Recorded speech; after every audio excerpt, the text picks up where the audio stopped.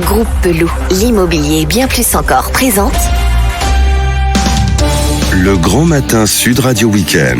Osez investir. Thomas Binet. Bonjour, vous êtes sur Sud Radio et vous écoutez Osez investir, votre rendez-vous hebdomadaire sur l'investissement réussi, tout pour vous accompagner dans vos choix de placement. Bonjour Thomas Binet. Bonjour Philippe. Au sommaire de ce 28e numéro, nous allons parler d'immobilier neuf. Oui Philippe, un numéro spécial et en direct. Nous allons essayer d'apporter des éléments de réponse autour du thème « Quelle est la situation actuelle de l'immobilier neuf et quelles sont ses perspectives pour les prochains mois ?» Pour y répondre Thomas, nous sommes accompagnés par Bernard Cadot, notre consultant spécialiste en logement. Bonjour Bernard. Bonjour à tous. Et Philippe, mais également nos deux invités, Stéphane Descartier, président de la Maison de l'Investisseur, qui a été créé en 1999 et qui est le premier réseau d'agences spécialisées dans l'investissement locatif pour le particulier. Nous vous recevons ce matin dans Osez investir en raison de votre activité de centrale de vente. Vous proposez un portefeuille d'environ 20 000 biens neufs composé d'appartements et de maisons regroupant quasiment tous les promoteurs. Bonjour Stéphane Descartier. Bonjour Thomas, bonjour à tous. Christophe Bousquet, vous êtes dirigeant d'Azur Réalisation, promoteur sur Nice et proposez des programmes neufs dans les Alpes-Maritimes. Vous êtes également président du club immobilier Côte d'Azur. Bonjour Christophe Bousquet. Bonjour à tous. Vous allez essayer, Thomas, d'apporter durant cette émission avec nos invités des réponses concrètes aux questions posées par nos auditeurs. Oui Philippe, des réponses pratiques, c'est ce que tout le monde attend aujourd'hui. Pour cela, nous avons mis en place une adresse email contact@oseinvestir.fr afin que nos auditeurs puissent nous questionner sur leur placement et sur leurs interrogations face à la conjoncture actuelle. Bernard Cadot, quelles sont les conséquences du confinement que vous estimez dans les projets d'investissement dans l'immobilier neuf ? Alors c'est évidemment pas très agréable, mais dans toute contrainte, il y a une opportunité. C'est plutôt un gros ralentissement. Ça permet de peaufiner son projet, ça permet aussi de revoir peut-être son financement, et puis aussi, grâce aux nouvelles technologies, on peut faire des visites virtuelles, on peut faire du staging, c'est-à-dire reconfigurer ou configurer son appartement une fois qu'il sera livré. On peut regarder aussi, grâce à la géolocalisation, où il va se situer et quels sont les services qui seront à proximité. Donc plus une mise entre parenthèses, mais et je crois aussi que selon les cas, on peut continuer de faire certaines réservations. Stéphane Descartier, comme je le disais dans votre présentation, vous intervenez sur une grande partie du territoire puisque vous proposez 20 000 biens à la vente. Comment vivez-vous la situation actuelle dans votre activité ? Alors, les dossiers qui étaient déjà initiés, qui étaient déjà relativement avancés, on arrive à continuer, entre guillemets, avec un certain nombre de clients pour aboutir dans leurs recherches.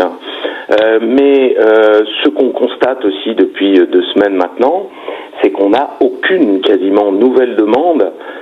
Il n'y a pas de projets qui sont initiés effectivement et qui sont lancés pendant cette période. Je crois que là il y a quand même eu un petit peu un effet sidération de la part des Français en général et notamment des acheteurs d'immobilier en général et de neuf en particulier.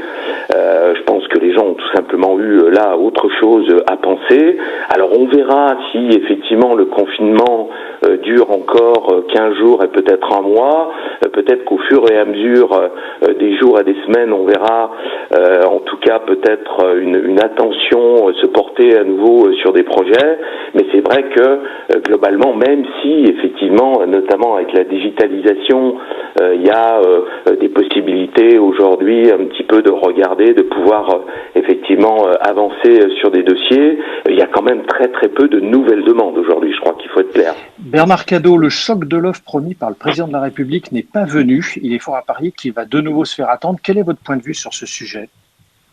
Malheureusement, on continue de creuser le déficit de logement en France. C'était déjà vrai avant l'épidémie, avant la crise. Ça sera encore plus vrai après. La chaîne de valeur de la construction est rompue aujourd'hui. Le BTP est à l'arrêt pour environ 90% de son activité. Il faut donc se projeter dans le jour d'après et préparer une vraie relance dans ce domaine. Stéphane Descartier, quels sont les types de biens qui risquent d'être le plus impactés par cette crise ? Alors, je pense qu'en résidence principale, comme on est quand même effectivement sur un besoin bien souvent et non pas effectivement des projets qui peuvent être remis à plus tard, en résidence principale, je crois qu'on n'aura pas trop de difficultés, que ça va repartir assez vite après le confinement. Peut-être que l'attention aussi des Français se reporteront un petit peu plus sur des résidences secondaires aussi un petit peu sympa, peut-être notamment à la mer, etc. Parce que le confinement aura peut-être aussi fait un effet effectivement de se dire que ma foi, il faut aussi en profiter, avec l'immobilier, ça peut être aussi du plaisir. Le marché de l'investisseur pur et dur risque en revanche peut-être de redémarrer un petit peu plus doucement parce que effectivement c'est pas forcément absolument prioritaire, même si notamment les tourmentes des marchés financiers vont rappeler effectivement à tous les Français la valeur refuge de l'immobilier. Donc moi je suis pas du tout inquiet pour le moyen terme, mais maintenant effectivement cette période de confinement où on a un arrêt quasi total des transactions va peser sur le volume notamment des ventes aussi bien en neuf et en ancien sur 2020, c'est une certitude. Bernard Cadot, une question d'un de nos auditeurs. J'avais engagé des recherches d'acquisition en vue de faire un investissement locatif. Considérez-vous qu'il est raisonnable de les continuer ? Oui, alors d'abord, je voudrais rappeler que la France manque énormément de logements résidentiels locatifs à prix raisonnable. Et c'est vraiment un déficit qu'il faudra absolument combler. Donc oui, il faut continuer, parce qu'il y a un après. Et si j'ai poursuivi mes recherches, je serai plus agile et je pourrai faire plus rapidement mon choix le moment de la reprise du marché. Stéphane Descartier, à quoi devrait ressembler le marché après cette pandémie, pardon ? Alors, je pense qu'effectivement le marché va reprendre, je pense assez vite dès la fin du confinement. Des volumes satisfaisants. On ne rattrapera pas effectivement sur l'année ce qu'on ne va pas faire pendant un mois et demi, 2 mois à peu près. Maintenant, effectivement, comme le dit Bernard Cadot, on est en manque de logements. Alors, a fortiori avec les élections municipales qui ont gelé des dizaines et des centaines de permis, on était déjà avant le confinement effectivement en sous-production et en stock très tendu, notamment sur le neuf. Donc il y aura peut-être une opportunité pour ceux qui vont se repositionner tout de suite après le confinement, parce que finalement, comme les bulles de vente sont fermées depuis 15 jours et comme les promoteurs, les commercialisateurs ne peuvent pas rencontrer de clients, eh bien on aura peut-être finalement un stock un petit peu plus important que juste avant le confinement. Donc il y aura peut-être un petit peu plus de choix. Mais je crois que effectivement après le confinement, du fait du manque de produits déjà qu'on avait de disponibles dans le neuf, ça devrait repartir très rapidement. Bernard Cadot, je crois que vous avez une question pour Stéphane Descartier. Oui, bonjour Stéphane. Bonjour Bernard. Bonjour. Est-ce que vous pensez que les acquéreurs auront de nouvelles attentes ou peut-être de nouvelles exigences dans la conception des biens qu'ils voudront acheter après la crise ? Est-ce que ça va avoir un impact ? Certainement oui, parce que on vit tous effectivement ce confinement avec des réflexions parfois un petit peu autour de la famille, du bien-être, et on se rend compte aussi parfois, parce qu'on a peut-être des gens autour de soi qui peuvent être touchés de près ou loin, que la vie est courte, qu'il faut en profiter aussi, qu'il faut profiter de sa famille. L'effet confinement fait peut-être réfléchir aussi à des espaces extérieurs, à des terrasses, à des jardins. Ça certainement, je pense que, notamment j'ai des amis parisiens qui m'ont dit quand même souffrir beaucoup de confinement dans des appartements qui ne sont pas très grands. Donc je pense que ça va se replier un petit peu sur la famille avec les enfants. Et puis l'effet confinement va peut-être effectivement amener un regard un petit peu différent sur le logement. Mais il y a aussi une chose moi, dont je suis quand même que j'ai remarqué et qui m'a aussi un petit peu étonné, c'est que par rapport au marché immobilier, c'est que je m'attendais je m'attendais à beaucoup plus d'arrêts de dossiers, notamment de réservations, de compromis de vente qui étaient signés, et avec mes collaborateurs, on disait avec ce confinement, est-ce qu'on va pas avoir des dizaines d'annulations, notamment de dossiers, et pas du tout. Donc ça, je pense que c'est aussi un bon signe pour le marché. On a eu 1 ou 2 annulations, mais qui n'ont rien à voir avec le Covid-19. Donc ça prouve bien que effectivement le marché immobilier, la demande immobilière, et puis l'épreuve qu'on subit tous aujourd'hui, n'auront pas forcément effectivement d'effets profonds, en tout cas sur le court moyen terme. Thomas, vous êtes également en ligne avec Christophe Bousquet. Oui, Philippe, Christophe Bousquet est promoteur dans les Alpes-Maritimes et dans un instant, il va nous parler des conséquences de la situation actuelle sur son marché régional. Dans votre région, les chantiers sont a priori à l'arrêt et les ventes atone. Est-ce que c'est bien ce que vous vivez, vous, sur Nice ? Oui, tout à fait. Aujourd'hui, effectivement, nous avons été frappés assez brutalement par cette crise, comme beaucoup de monde. Par mesure de précaution, bien évidemment, les entreprises de construction ont décidé de mettre leurs salariés à l'arrêt et l'ensemble des chantiers sont pour l'instant de toute façon arrêtés. Donc, chantier arrêté, c'est une situation qui est compliquée. Les notaires également, les études notariales sont à l'arrêt également, donc il est difficile aujourd'hui de pouvoir passer des actes et de pouvoir avancer. Et comme vous le savez, les banques travaillent également au ralenti, donc nous sommes dans un secteur d'activité qui est aujourd'hui fortement touché et pour lequel nous attendons de savoir quelle sera la durée du confinement pour mesurer l'impact par la suite. Bernard Cadot, vous connaissez bien les marchés régionaux. Comment voyez-vous leur capacité à résister à la situation actuelle ? Les marchés régionaux ne se ressemblent pas, je dirais, ils ne sont pas égaux.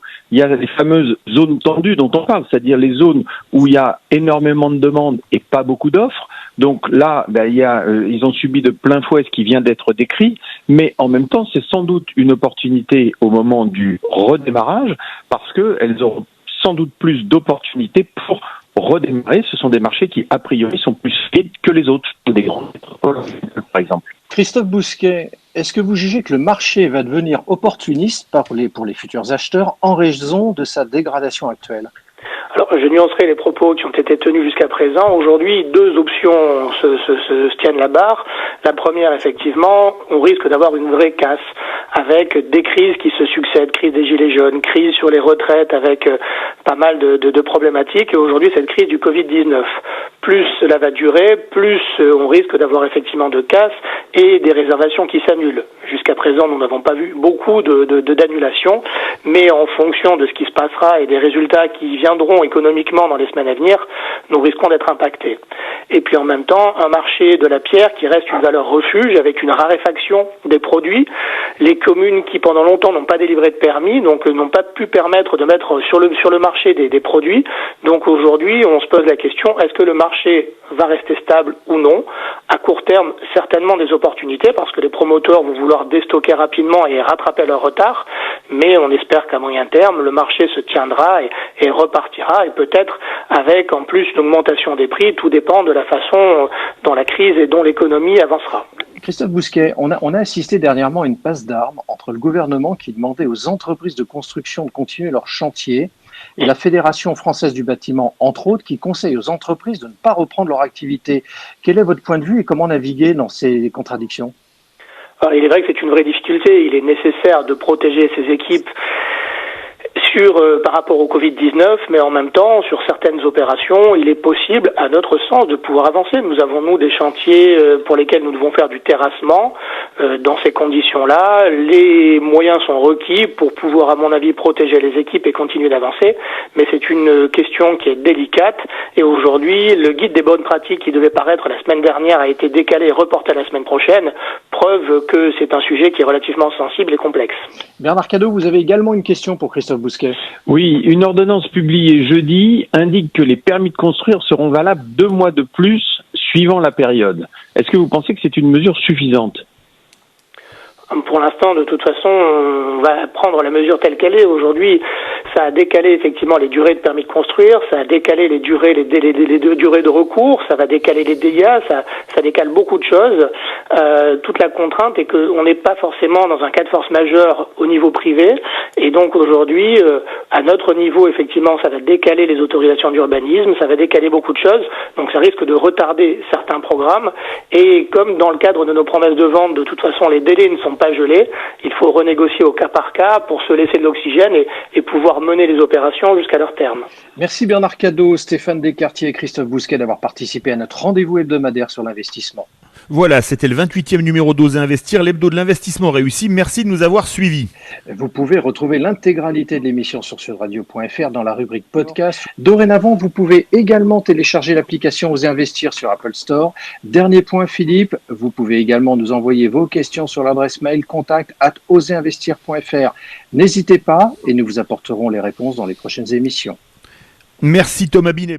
Besoin d'un spécialiste en immobilier ? Depuis plus de 50 ans, le groupe Pelou est le partenaire de toutes vos opérations immobilières. Avec 3 structures complémentaires qui vous apportent des solutions immobilières sur mesure. Besoin d'informations ? Retrouvez-nous sur groupepelou.com. Groupe Pelou, l'immobilier et bien plus encore.